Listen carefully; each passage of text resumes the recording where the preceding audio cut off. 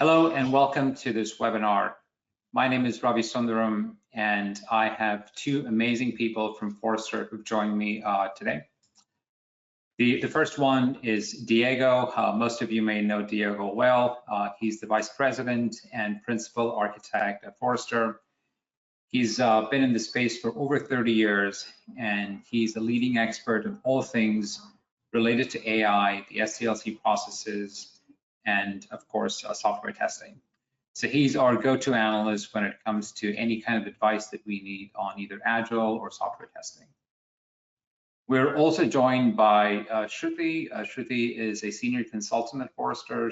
She's part of the APAC region, and she has a lot of experience in all things related to B2B, digital technology, data privacy trends, and as well as data management. Sruti, welcome to this conversation. So over the course of the next 40-odd minutes, we want to talk to you about three important topics. So the first one is the very future of testing with AI, and Diego will lead this bit of the conversation. And since I've had a chance to look at some of the content that he's going to discuss, all I can say is it's fascinating stuff. And then I'll come on and I'll speak to you briefly about the Qyrus platform. It'll just be a very brief introduction to the platform and this thing that we call the AI burst. And following that, we'll have a conversation with Sruti, who will discuss the Forrester's Total Economic Impact paper. This is a custom paper that she, along with Diego and others from Forrester, developed primarily around the idea of what does testing do, what does it do for companies from an economic standpoint, and fundamentally, what kind of benefits can you expect when you implement software testing and test automation correctly? So with that, let me hand this off to Diego. And Diego, if you could take over and discuss the future of testing for us, please. Thank you. Thank you, Ravi, for the introduction. So I'm going to be talking about two things. I'm going to share with you one, what I think the real impact of generative AI on software development and testing is, and then why, as executives, you should care about this and what you should do eventually. All right, so let's get into it. In theory, some future model could generate perfectly designed software and perfectly optimized machine code from prompts or other instructions, or even in its own wisdom, autonomously, without any human instructions. This would remove the need for pre-built applications, for application development tools, for software components, and for most of the processes and the practices and the jobs of the software development market. All of it gone. Goodbye SAP, Adio Oracle database, and all of the software tools and company and product and every aspect of the area of software development. All of it gone. Obviously, this is absurd. It's absurd because this would require AI perfection, which even the most adventurous and optimist scientists would not predict. So let's refer to this absurd apocalyptic notion as the Messiah bot. And placed on the spectrum of possibilities of how AI will impact the software development world, we'll position it somewhere here. But the opposite view, that AI gets sprinkled here and there, everybody gets a co-pilot, is naive. The reality is somewhere in between. So what is that reality? And what would it look like? Well, that's what we're going to discuss a little bit in this conversation. Actually, I'm going to tell you right away what it is. And it's what we are calling in Forrester application generation platforms. An application generation platform, which is a well-engineered platform with a new software development lifecycle, new because the software development lifecycle will be compressed by the fact that we are automating steps. We are going from requirements to generating code directly, bypassing design. We're going to be able to go directly from requirements to test cases, skipping other steps. And so that's why we think there will be a new SDLC that will support this new iterative process that is centered around generation and test, generating from prompts and ideas, intermediate assets and artifacts that we will be able to review. Also might be generating code directly, but it's going to be important in this application generation platform that we generate these intermediate assets. And the reason is because we want to be able to kind of see right away how and what was generated and understood from our high-level English language prompt. The other point that is behind this concept of an application generation platform is that it won't be natural language, the language of the future language of programming, because it's too ambiguous. That's why we do need these intermediate assets, right? So we're really shifting from what we call in Forrester app gen, and we're shifting from app dev to app gen. And this is a major change. Now, one key component, of course, is going to be testing. As we all know, this is leveraging large language models. This platform is leveraging all the generative AI technology that we're going to talk a little bit more about in a minute. And testing plays a fundamental role in all of this. We're going to have to be able to test everything this application generation platform generates. But also, there's another key aspect and fundamental capability and component that I want to talk about, which is this little yellow gear that you see here in the figure, right? What is that little yellow gear? Well, actually, it should be a huge component because it's the concept that in Forrester we defined as Turing bots. And what are Turing bots? Well, Turing bots are basically AI and generative AI infused software that will support and will automate the software development lifecycle through the generation of assets. So there's a lot of things that we do manually today that will be generated in an automated fashion. In a generative, it will be generated automatically. For example, an analysis and planning Turing bot will be able to generate requirements, to write requirements, to optimize requirements, to structure requirements, to actually even come up with a new idea or a plan for a project that we can start working on. The coder Turing bot is probably something that everybody, most of you are more familiar with, but the coder Turing bot generates code from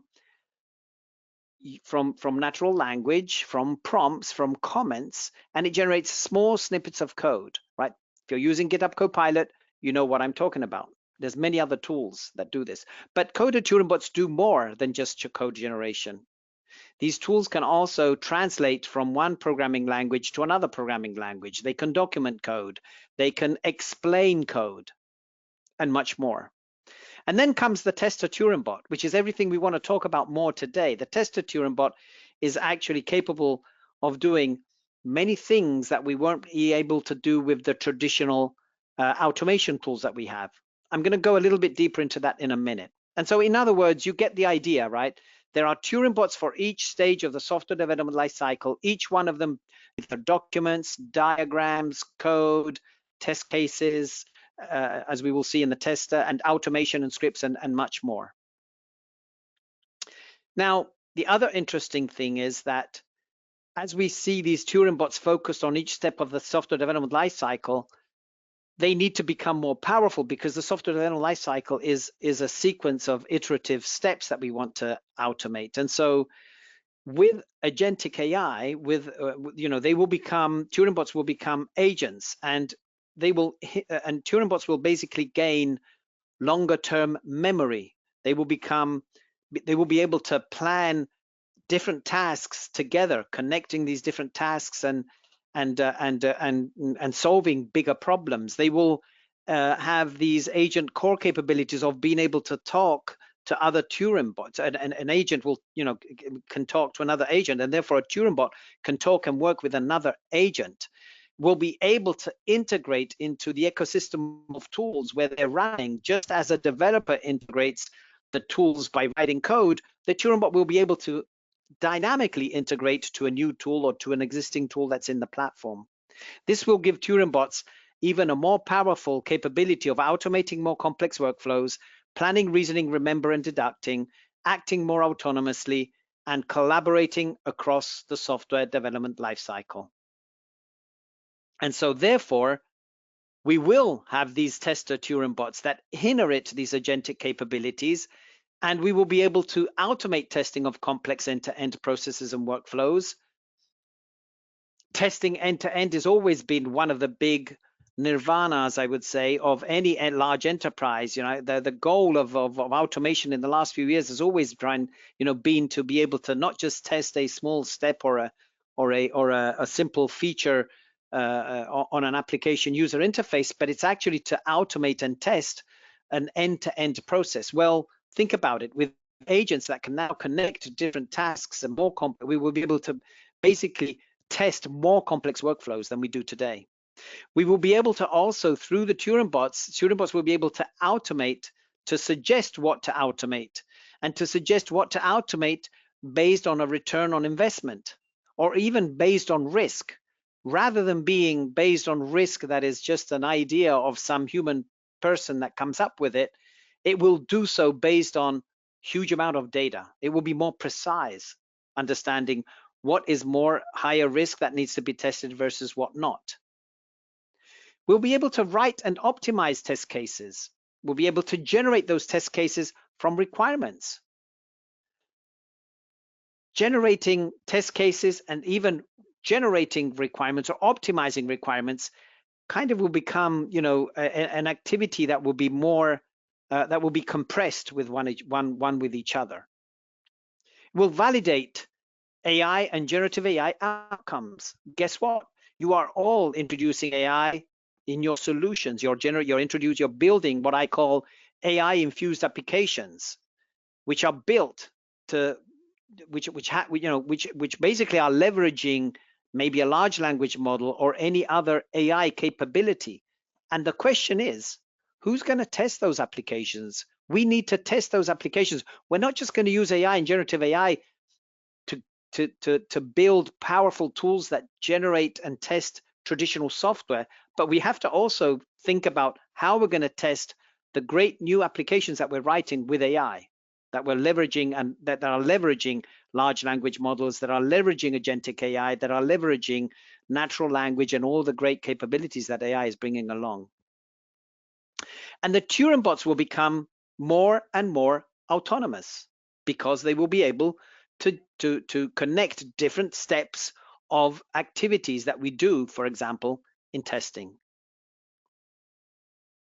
Okay, so that's just a quick introduction on the vision of where I see going and the research that we've been writing in Forrester around Turing bots, but also around these application generation platforms that I just talked about, with the rise of application generation platforms coming next. So let's take a look at why you should care, because first of all, I would say this is not technology that we're gonna, these are the concept of these Turing bots and of these generative application platforms is not theory. All of the components are here. We've already done Agile, we've done DevOps with the automation of DevOps. We have large language models, we have Turing bots, we have low-code tools that also give an additional, approach to building software through high-level abstractions that we talked about a little bit in that application generation platform. So all the different components are here, and tools are starting to embed them, and that's why you should start caring about this, right? And by the way, what you can see is that most common use cases for leveraging generative AI are already being used and by teams. You can see here that we asked which of the following describes the approach your organization is taking in using Turing bots for software development. And basically, you can see that testing is at the top. Is at the top together with programming. Is at the top together with the capability of helping teams configure, build, and manage software pipelines. That means basically that we will also be getting help. You remember there was a Turing bot that was called the Deliver Turing bot that I didn't talk about. I just brought all the Turing bots up at some point, but one of them was the Deliver Turing bot. Well, that's exactly what the Deliver Turing bot will do. It's a Turing bot that will support the infrastructure and operations folks to build efficient software pipelines. And as you can see, there are more use cases, right? This is data that we that in Forrester we collected over 2,177 developers in 2023 and 2,307 in 2004. And so, or maybe it's the other way around, but it's it's over a large number of developers, and so this is happening. It just shows that it is happening. More than 70% plan to implement or expand on Turing bots. So you can see that at the top of this data points, you can see that the number of those that don't have plans and that are not interested is shrinking, right? From 13%, it went down to 10% of those that are not interested, while all the rest of the points, which is planning to implement or implementing, currently expanding, are all growing, right? So if you sum them up, 70% are either planning, implementing, or expanding Turing bots, and the number is up from last year. And then specifically around tester Turing bots, what are the most common use cases? Well, to be honest, there's a much broader and larger list than what you see here. But in general, you can see that people are using this generative AI, want to use generative AI and Turing bots, tester Turing bots, to improve and increase test automation, to optimize the overall test management process, making it smarter, more compact, focusing on the right things rather than just automating everything, which comes with a cost, at least in execution time, and testing tools that are also for testing AI applications, using it. They expect AI now to be embedded in the tools, right? And also to test what I was calling and defined a minute ago, AI-infused applications. Now, I've done some other custom studies as well on specifically this topic, and the level of this was done on over 200 professionals around the world, in Europe and in the United States, and the number of those that are using tester Turing bots is up to 60%. So it's even more aggressive as a number compared to our developer survey. So this is happening, right? This is why I think everybody should start paying attention to this, and you should too. And as an executive, right, your question might be, well, okay, but you know what? I'm already using some test automation tool, or actually I just bought one a couple of years ago, and I'm on the journey of increasing the use of it. And so what is generative AI going to bring in addition to what I already have? Well, all of these boxes are examples of how things will improve. You couldn't generate necessarily unit tests with the traditional test tools you have, or even code generation tools. Well, now you can, because generative AI generates. It's very good at generating text, and it can also generate good programming language code, right? And that can be code for automating tests, unit tests, but also functional tests. Can generate a test plan for a new application that you need to test. Can generate test cases in natural language from requirements written in natural language. Can generate test data for both negative and positive tests, because when you automate your processes of testing, you also want to make sure that you also have the right test data. You can generate scripts. You can query if you're not an expert in performance and your tool offers you the capability of running a functional test, an automated functional test. You also want to know, well, how is this functional test going to perform?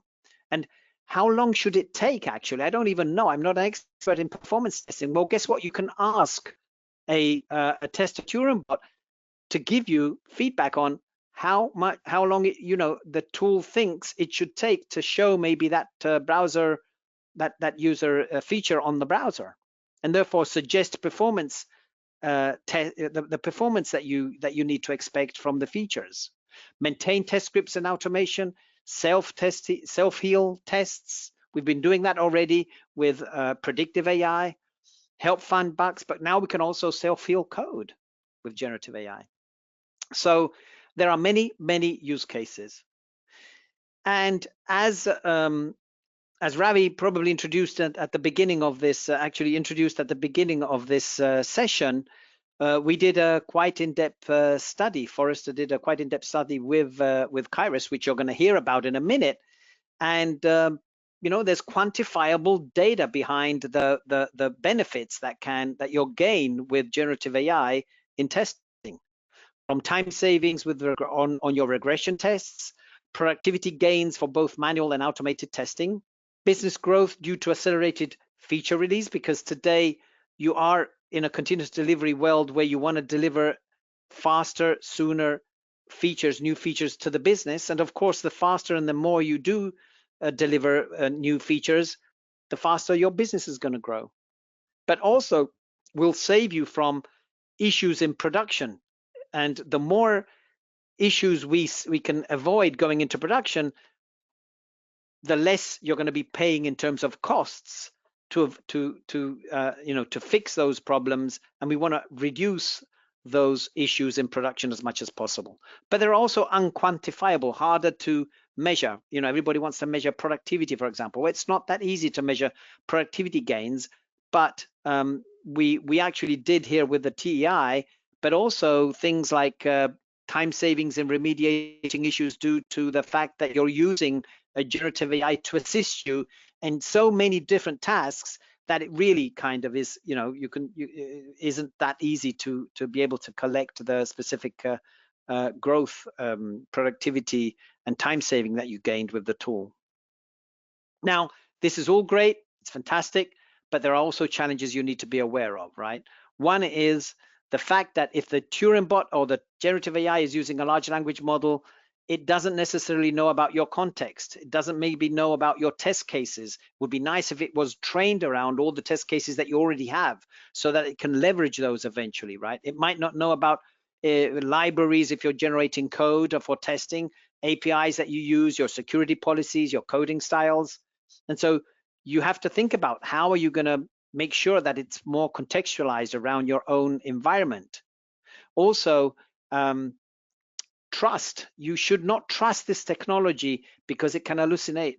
It does hallucinate, and so therefore, either there is additional effort on the tool, on the vendor that is offering you a tool with a generative AI embedded, but typically you might want to make sure that you test everything, right? There's also an issue of trust in terms of people are concerned about, well, is all this technology going to replace, and is it going to lose my job? And am I going to lose my job? And so you want to make sure that, that type of issue is addressed early on. Lack of transparency. Where was this generative AI that the tool is using? What was it trained on? Was it trained on which test cases coming from which other clients could it be possible that it was trained on? And are we breaching maybe some some issues around IP protection? Data privacy and code attribution as well is another potential issue. And the costs, and I would say costs in terms of what it takes to run, in terms of what it costs to run these large language models that are embedded in the tools, that needs to be monitored.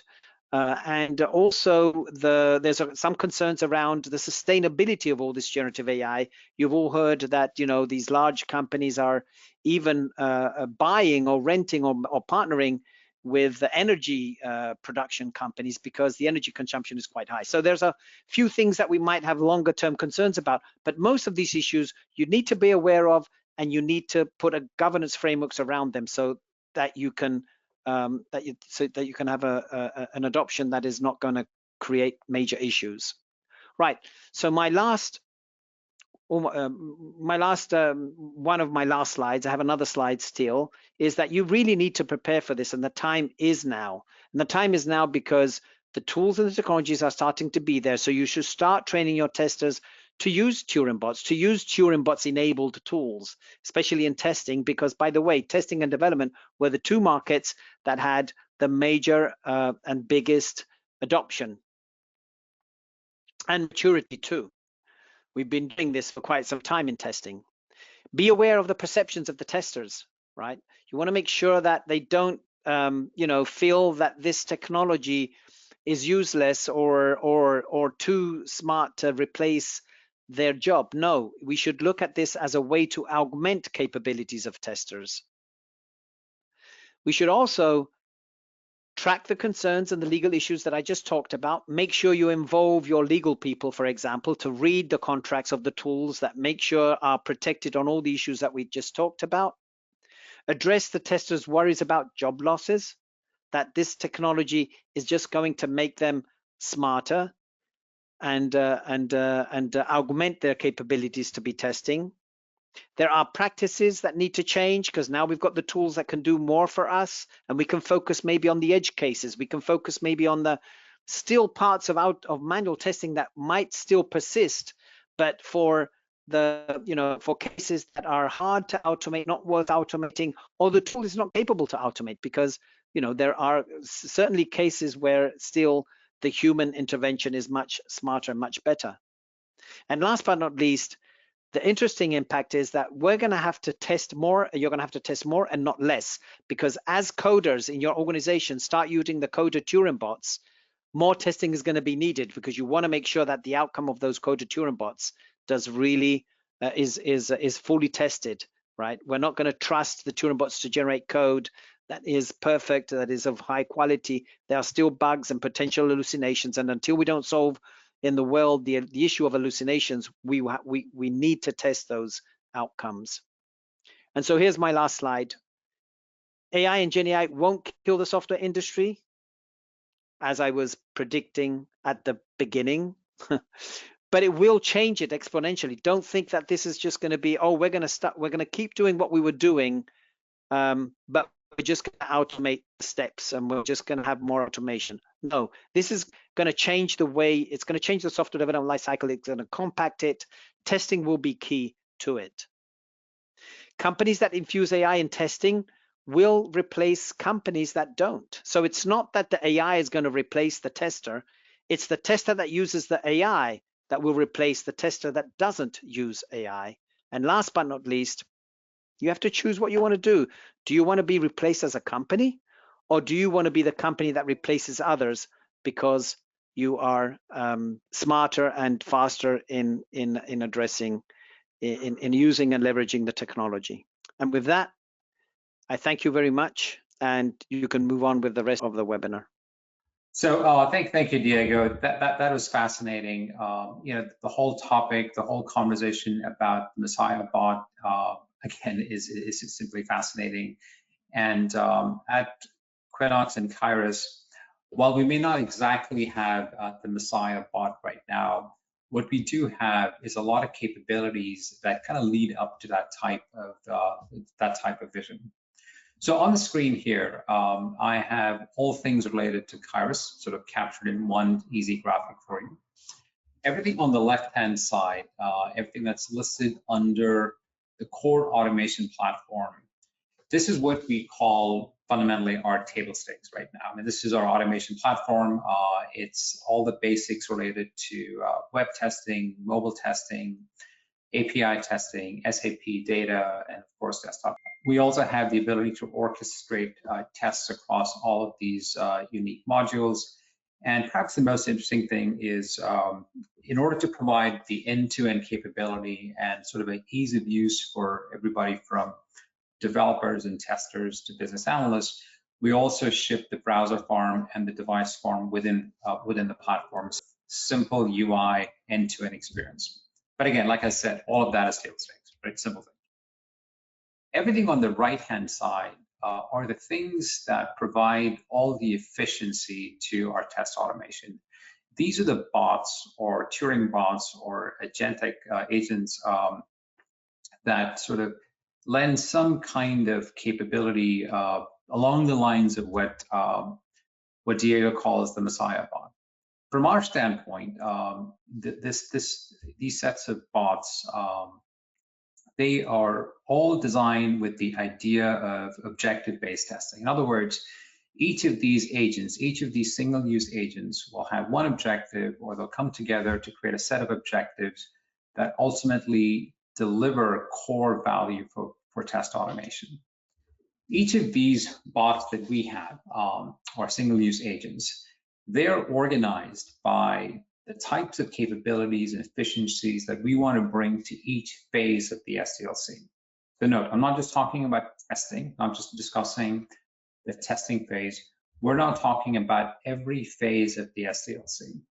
So on this picture, we have the different stages of the SDLC listed all the way from requirements through maintain, and it goes through build and test and release, of course. And for each of these phases, we have a set of single-use agents that deliver capabilities. As an example, in the requirements phase, there's something called the domain lens. This is essentially an agent that'll look at your business context and provide intelligence around that, which means you can start impacting testing from that early design stage. Along similar lines, the next one is the test generator.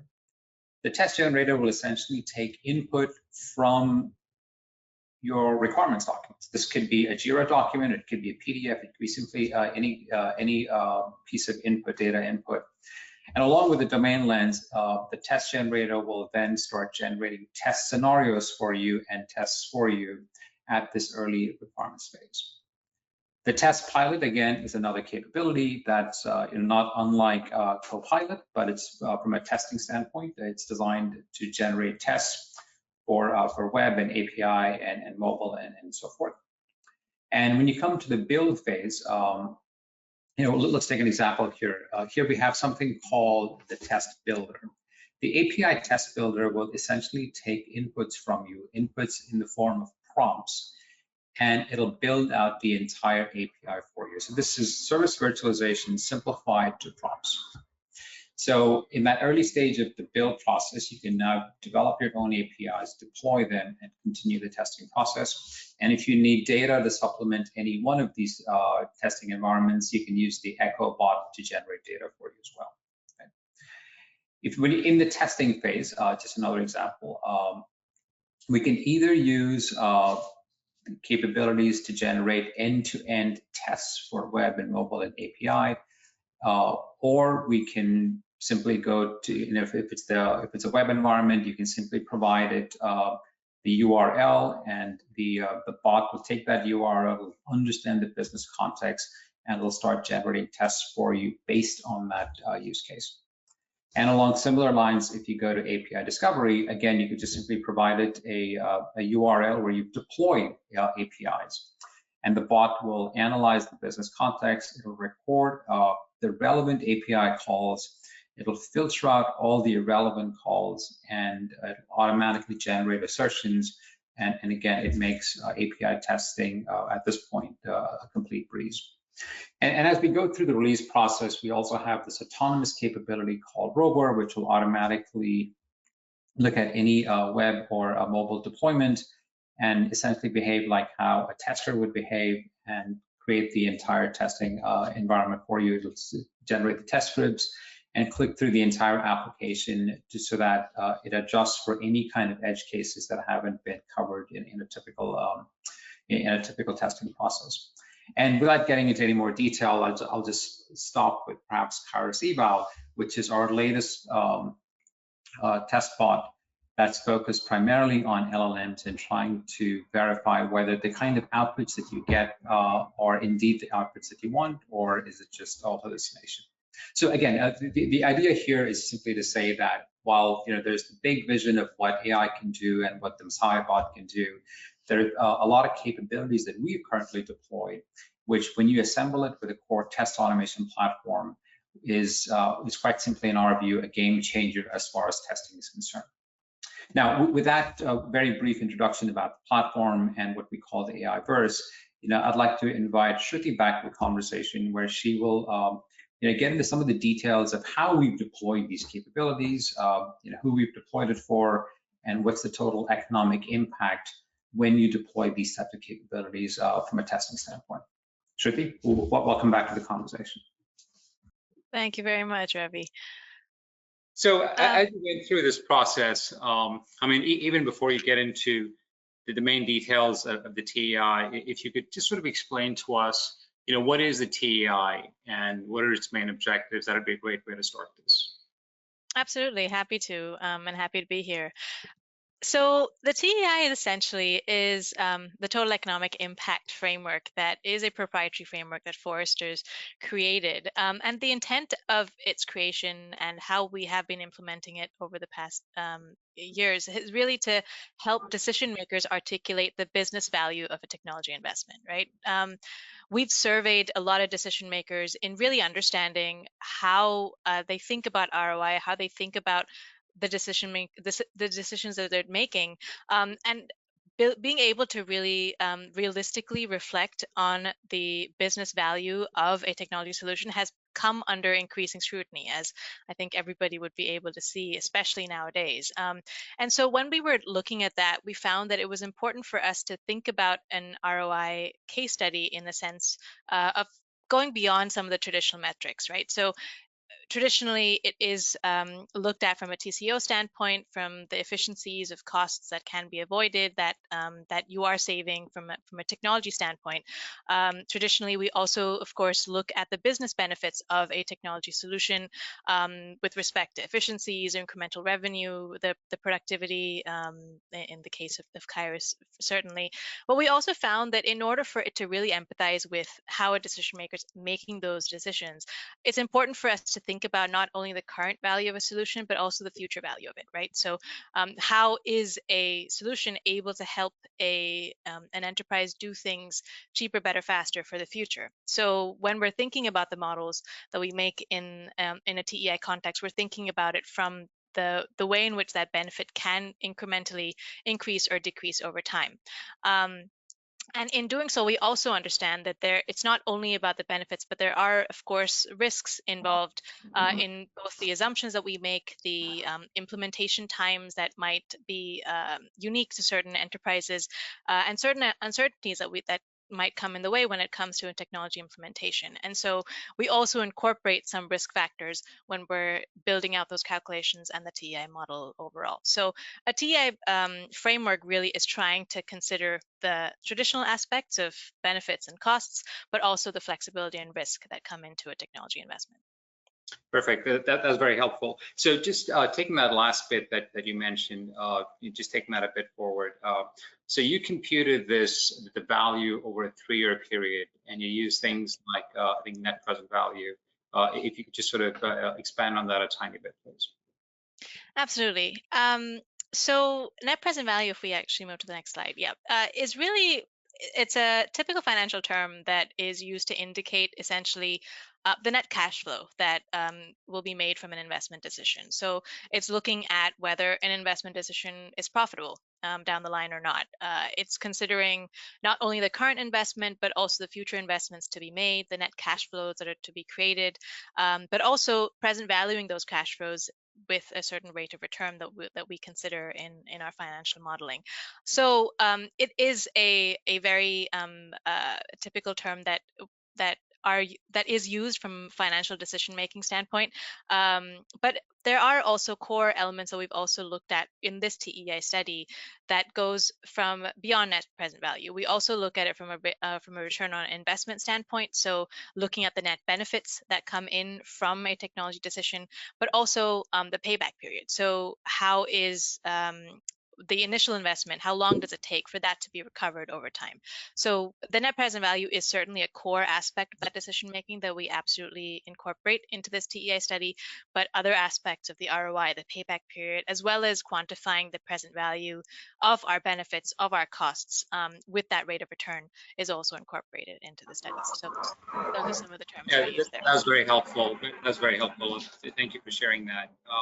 So just getting back into the purpose of automation and the purpose of especially test automation. One of the things that some of our other clients, even before we introduced Qyrus, some of the things that they've struggled with is just the idea of balancing innovation and speed to market or speed to release. I mean, it's always been a difficult thing for a lot of our clients. Usually what happens in that scenario is you cut corners, and QA or quality is what typically gets cut, and obviously there are downstream ramifications for that, obviously negative things. So in your report, you go into some details or some length about how the Qyrus customers were able to introduce complex features without compromising quality. At least that's the sense that one would get. So in your conversations with these clients, what did they have before, and how did they sort of deal with those challenges?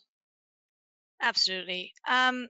So you're absolutely right. I think the balance, if you will, with respect to innovation, but also considering the quality of those innovations and how that go-to-market needs to really be effective. There is a lot of that is certainly kind of a balance that we were hearing in our conversations with the customer that we interviewed for this particular study. But I think it's also the fact that the demands with respect to the software development lifecycle are also significant, especially now, right? You have to have this balance between speed and agility when you're launching digital products and services out to market, but also making sure that your testing capabilities are scaling to the complexity that that it needs to kind of abide by. And so just to kind of give you context of how we were looking at this, we really spoke to one key customer when we were building this TEI study. It was a customer that really had a lot of the complexities that you were talking about, but also was maneuvering those complexities with their testing capabilities and how they were implementing Qyrus in the long term as well. Before we spoke to that specific customer, we were also doing a lot of due diligence with the Qyrus team, understanding how to really build a hypothesis, if you will, before we were speaking to the customer, understanding what could be some of the aspects that they would be seeing benefits of, how could we potentially quantify that, and then building out a conversation starter to be able to go into our interview that was done independently with this customer. This customer that we spoke to specifically was a digital bank that was from the UK. It was headquartered in the UK, and by its very nature really needed to be able to articulate innovation in its value proposition, right? So it was looking at being able to think about agility and how it was thinking about its lending and savings products. And we were looking at that from a business context, but also thinking about it from a testing context. So spoke not only to the CTO, who was really managing the kind of overall technical architecture that needed to come in place from a business standpoint, but also spoke to the testing and release manager, who was really in the weeds of how all of that needs to be contextualized from a testing context, managing that testing process. And to your point, Ravi, on the next slide, it's really a lot of that, the challenge that was coming out from this customer that we interviewed was this concept of being able to drive quality, but also drive to the agility that's needed in a faster time to market. Especially with a new company that is trying to build out new feature releases, think about their testing time, thinking about being able to go out as quickly and as efficiently as possible.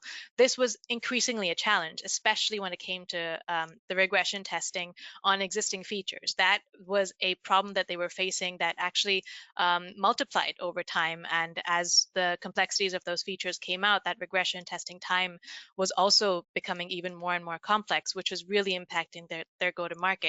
And also the other aspect was when it came to really thinking about the business and IT stakeholders that were impacted. A lot of manual testing was also something that they were trying to maneuver around.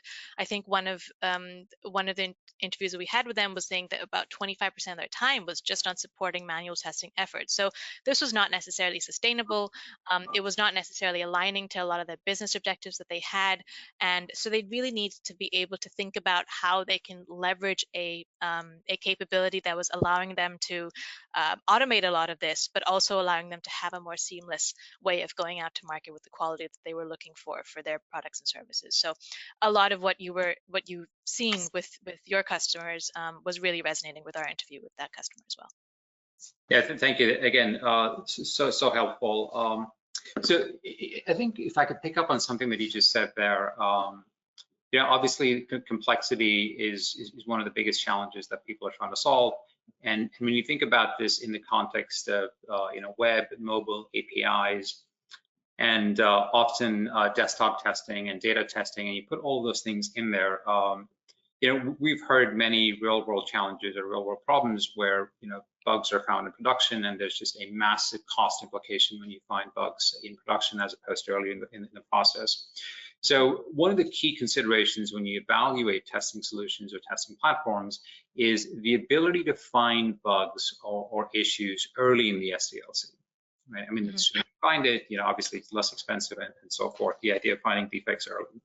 So how does a customer go about deciding these things? What was their evaluation criteria when it comes to how did Qyrus match up with their SDLC requirements? Absolutely. So I think when it comes to that complexity of thinking about it from a mobile web API standpoint, that was certainly one of the core concerns that they wanted to be able to address when they were thinking about solutions like Qyrus. And so when, one of the aspects was being able to orchestrate that from being able to manage a lot of the complexities on those test scenarios a bit more seamlessly. Automation was a really big aspect that they wanted to be able to consider, right? And automation not only from an efficiency standpoint, from the sustainability of the complexities of those testing scenarios, but also being able to look at that from a time saving, from being able to make sure that those testing cycles are shortened, so that the acceleration that they wanted to be able to build from a software release standpoint was able to be met. And they also knew that because they were really driving towards innovation, they were looking at new features. They were looking at being able to address a very unique value proposition, being a digital bank, being able to make sure that their testing capability was not only looking at automation of existing scenarios, but also being able to adapt to the complexities of future scenarios. So the more complex features they want to be able to build, having a platform that's allowing for that in a more seamless way, in a more collaborative way, and a more agile way. Those are some of the aspects that they were really looking to address. And in the next slide, actually, that was actually those were very much mapped into the areas that we were able to quantify very, very interestingly with this customer. When we were speaking to them and we were looking at what they were looking for from solutions, we also were asking them how effective was Qyrus in being able to address some of the areas that they wanted to in the decision that they had with this testing solution. And there were really key benefits that they were able to address there, right? So 5 key benefits that we were able to consider really quantify. The first, when it came to addressing the ask on a regression testing automation, that was a core benefit that we were really able to quantify. About 90% of their manual test cases they were able to kind of automate specifically on the regression testing use case. User acceptance testing was also an aspect that they wanted to be able to see some productivity on because of a lot of the manual effort that was considered there. That was also something that they were able to see some productivity gains into. Also being able to make sure that when it comes to, to your point, being able to always think about how to remediate issues, but also make sure that that's coming back to a market impact, right? So being able to make sure that production errors were being reduced. So a lot of what we were able to automate was also allowing for the issues that would, be prevented to go to market, that coming back down, and also making sure that you're not only reducing the errors in that release cycle, but also making sure that you're accelerating the release of those kind of new features and functionalities. And so a lot of that was really having a really interesting business impact as well. But another thing that we were interestingly able to quantify to a certain extent was also the fact that a lot of the AI capabilities, a lot of the proactive detection capabilities that Qyrus is able to provide was helping with cost avoidance to a certain extent, right? So making sure that the impact of scenarios that might not have been caught were making sure that downtime was reduced significantly. And so we were really able to see that a lot of the benefits were not only helping from an automation standpoint, but also significantly from a business standpoint in terms of how that's really helping this particular digital bank go to market. Yeah, that's great. And in fact, you may have already touched on this thing, but I'm curious if you have anything else to add. So obviously, in the math that you've presented so far, I think you demonstrate that Qyrus cut error rates or defects by about 50%, right? So obviously there's a tremendous amount of business value right there. But I was just wondering about the implications of the business, to the business rather, because somewhere in the TI you also speak about how the abilities that we deployed also helped in customer growth, and if you have any additional thoughts on that. Absolutely. I think there were those are certain components of the TI study, and I wanted to really, before we go into that, take a step back and just really understand what the impact of a lot of these benefits are, right? And so if we just go into the next slide, I feel like before we get into kind of looking at it from a customer growth aspect, a really big component that this customer was looking at was the productivity aspect as well. And so automation, as mentioned, was a really key use case that they wanted to be able to address, but also address effectively. And so it was really remarkable how manual test cases was an impeding challenge for them when it came to how they were thinking about rolling out a lot of their features into the market. There was a lot of kind of a stopgap to that with the regression testing that was really becoming a key issue for them. So before they could even think about aspects of customer value, they needed to be thinking about how they can really make sure that the existing capabilities, the existing testing challenges are addressed. And so the automation that was coming to the regression testing aspect was a really key feature here. 90% of the test cases that they were looking at within regression testing that were being able to get automated because Qyrus was able to identify what those test cases were, automate that, and also make sure that the complexities that come into that are proactively considered. So that was a really big aspect with respect to time saving in terms of the manual test cases that were getting addressed, right? So the hours spent on a test case going from 8 to 2%, the productivity of that really coming down.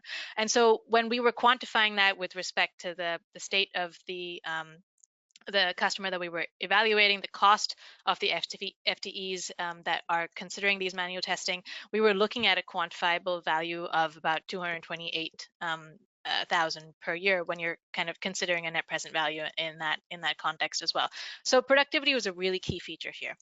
The other feature, and if we move to the next slide, is really kind of articulating that a bit more. So one of the quotes that we really heard from the CTO when we were speaking to them was that the repeatability of the release cycles with regression testing, automating that just helped make sure that they were preventing really long release cycles, preventing an existing problem from getting worse and worse. And so the automation of that was a really key benefit that we were able to see here. Now, when it comes to that aspect that you were talking about, Ravi, with respect to customer value, the next slide was really looking at that from another aspect of productivity with respect to UAT and reporting. Right here, we were able to see that before, a really key aspect that they wanted to be able to know was not only making sure that a lot of the time that gets wasted with a testing team on simple aspects of UAT can get used a bit more productivity for aspects of customer value. And so making sure that there is a time saving there. Really, one of the aspects that this customer that we interviewed was able to see was that they were able to save about 20% of UAT testing time. And that's just on that specific use case of testing. But another aspect of that was they also wanted to be able to considerably think about reporting dashboards that allow them to kind of save time on what is the lay of the land, if you will. And so a lot of the dashboarding capabilities that Qyrus was able to provide was able to really be synthesized in a better way. It was allowing probably an hour's worth of time that people were using was getting saved. 48 reports were being able to get created annually in a more proactive manner. And so considering all of the time that was taken from the UAT standpoint, but also from the reporting that was just a bit more proactive, a bit more automated with the dashboarding capability, that's another 200 plus K that we were looking at as well. And I think we have another quote on that as well. When we were looking at dashboarding, again, just it's easy, it's up and running quickly. It's just something that even aspects that they didn't think about from a reporting standpoint, they were able to think about with the Qyrus capability.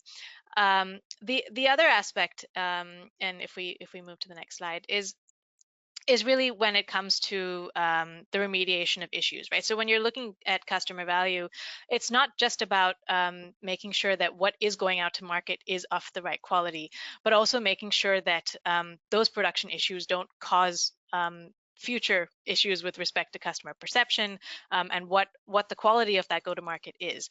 And so, a key aspect that that we were able to really consider when we were speaking to this interviewed customer was that it was really about making sure that the incidents that were reported and that they were looking at as being proactively managed, the number of incidents of that reduced because of the automation that we were able to see, the proactive management of that we were able to see. And so there were the number of incidences, in fact, that required development fixes really reduced, and because of a lot of the automation that we also had in place. We were able to, the interviewed organization was able to delineate between the types of issues that required work or that was able to kind of just be seamlessly managed in a more automated capacity. And so that also helped make sure that you were working a bit more proactively on the more complex tasks as opposed to the tasks that are quick fixes. And so all of that really provided almost about $500,000 in terms of a present value of savings as well. And so that's a really big component from how that automation actually came into a value for the company in that context as well. And if we move on to the next slide, yeah, I mean, this is really kind of highlighting the fact that defect leakage, being able to make sure that that there was a better way of managing the rate of error and making sure that defect leakage doesn't go out into production into a way that really impedes on a customer's perception of the company's products and services. All of that really has a very big impact. And so how those production errors are managed more proactively really helps from a customer value standpoint as well. And the final aspect, I think, with respect to how that was really coming out with this with this particular solution is making sure that it's not just about the quality of the releases, but also the the pace of those releases. So the fact that when it came to being able to make sure that you're proactively managing a lot of the test scenarios, you're learning from those test scenarios, you're thinking about it from an automation and an AI capacity, it just makes sure that when it comes to the releases of that, there was a lot of it was a more seamless way in which the bank was able to go to market, right? And we were trying to quantify what that could mean from a customer value standpoint. So really thinking about how we made some assumptions in terms of how increasing the pace of a feature release or a faster market response would be able to bring in a particular amount of value from a new banking customer and from the acceleration of those releases. And so we were quantifying that to a certain extent of about 30K per year, just from the fact that a customer's interactions with that interviewed organization was increasing because the releases to market were coming out in a more faster and more seamless pace. And so I think customer value was really looked at with this particular organization, both from how they were able to bring out efficiencies in their automation from a productivity standpoint as well, but we were trying to look at what that could also look like from an externalization in terms of the value to the customer as well. So that's an extraordinary answer, and I appreciate all the detail. So just given our, I think we're coming up on our time constraints. So I'll ask just one more question, if I may. Obviously we've developed Qyrus with the intention of enhancing collaboration between technical users and non-technical users. The idea was to make it codeless. The idea was to embed infrastructure, automation, AI, all into a single platform, so that both the technical SDED as well as the business user and the business analyst, they could all have sort of a seamless experience, so from a quality and a testing standpoint. And especially if you think about this from being able to start testing much earlier in the SDLC, there are significant advantages, all of which you've highlighted. But are there any other advantages or benefits that might have come up in these conversations with a client that remain sort of unquantified at this stage? Just sort of general thoughts. Yeah, absolutely. There are, of course, when it comes to a TEI study, we try to quantify as much as possible, but there are, of course, certain aspects that can't be quantified. And there were certainly areas that you've actually touched upon as well, Ravi. I think when it comes to what testing means in organizations today, that's also one thing we really learned from this study was that it really has a viable business impact when you're thinking about the productivity and the efficiencies that you're able to provide with a particular testing use case. And so one of the areas that really came out with aspects that we couldn't necessarily quantify was this aspect of collaboration, right? So making sure that there was collaboration not only from the application teams, from the back-end teams, engineering leads, but also the fact that reporting capabilities were a bit more proactively managed. There was a unified visibility that was coming across the teams that were involved, and that made sure that everyone was really talking the same language. Everyone was looking at the same thing, and that helped enable a better quality in the release of the capabilities, the new releases that came out. And so everybody was looking at it from a unified vision in a way. The other aspect was also when it came to the dashboarding, the reporting capabilities that the Qyrus was able to provide, there was a better integration from communication platform channels. It also made sure that it really enabled users to kind of log into one platform, look at notifications in a more seamless way. It allowed them to be. There was a convenience, I think, when it came to how they were managing a lot of their day-to-day with respect to their testing responsibilities. And so, just the fact that that solution was able to get integrated across channels and just easier to be able to use and communicate with really helped in that. And I think the other aspect was just the intuitive nature of Qyrus really came up in a lot of our conversations. So making sure that it wasn't just the technical leads, right, who were evaluating the testing scenario, and they were kind of looking at how to really alleviate a lot of those challenges, but also things like no code, low code, and being able to collaborate with non-technical users, business leaders, to be able to understand what the experiential outcome of a new product release was needed to have. A lot of the ways in which Qyrus was able to provide that with some of those low code, no code capabilities really came up as, I think, more of a future benefit in terms of that integration, but certainly aspects that I think helps with that overall seamlessness, overall collaboration that the organization really needed at this point. That's fantastic. Thank you very much, Sruti. I want to thank you for all the work that you and your team did during the actual process of compiling the TEI, and your summary responses here, I think, are extraordinarily useful. And I hope our viewers and our constituents see the benefits of the platform. But most of all, thank you and your team again for doing this for us. Absolutely. Yeah, I look forward to seeing a lot more conversations happen. I mean, a lot of this is really a summary of what we were able to find, but the report has a lot more details, a lot more to the story. So thank you for having me. Fantastic. Thanks again. With that, I want to thank Forrester for all their help. I want to specifically thank Diego and Sruti, of course, for your time in bringing all of this together and making this happen. And for our participants, I have two requests for you. One, if you want more information about the total economic impact paper or the study by related to Qyrus, you can scan the QR code and download the paper.